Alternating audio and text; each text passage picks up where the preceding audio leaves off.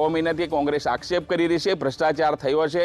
અમારા બારિયા તાલુકા અને ધાનપુર તાલુકામાં 35 એજન્સીઓ જેવી એજન્સીઓએ કામ જે મટીરિયલ સપ્લાય કરવાનું કામ છે। મારા દીકરાઓ પણ 2018થી કામ કરે છે, એ મટીરિયલ સપ્લાયનું કામ કરે છે, બીજું અહીંયા કોઈ કામ કરતા નથી। અને ઓપન માર્કેટમાં પણ અમે એ માલ વેચી શકીએ છીએ, એ અમે વેપારી છીએ, અમે કંઈ લેબર નથી અને અમને લેબર કામ કરવા માટે કોઈ અમારી એજન્સીને કોઈ ઓર્ડર પણ આપવામાં આવેલો નથી અને એના માટે આ એફઆઈઆર થયેલી છે। એના માટે વહીવટી તંત્રની તપાસ કરી રહી છે।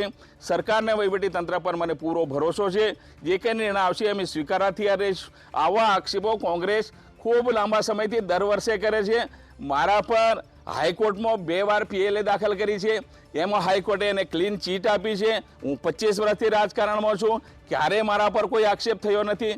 3 વર્ષની અંદર રાજ્યની અંદર પંચાયત મંત્રી તરીકે કામ કરી રહ્યું છું, 1 રૂપિયાનો પણ ભ્રષ્ટાચાર નથી। મારી તમામ યોજના ઓનલાઈન, બદલી બઢતી પણ ઓનલાઈન કરીને હું આજે રાજ્ય સરકારનો વિશ્વાસનાથી કામ કરી રહ્યો છે। મારી સરકાર પણ કામ કરે છે, મારી પાર્ટી પણ કામ કરે છે અને દાહોદ પણ વિકાસની દિશાની અંદર આગામી દિવસોમાં આગળ વધશે। કોંગ્રેસ પાયા વિહોણીની આ વિરોધ કરવા માટેનો એની પાસે કોઈ સાધન નથી, એના માટે આ આક્ષેપો કોંગ્રેસ કરી રહી છે।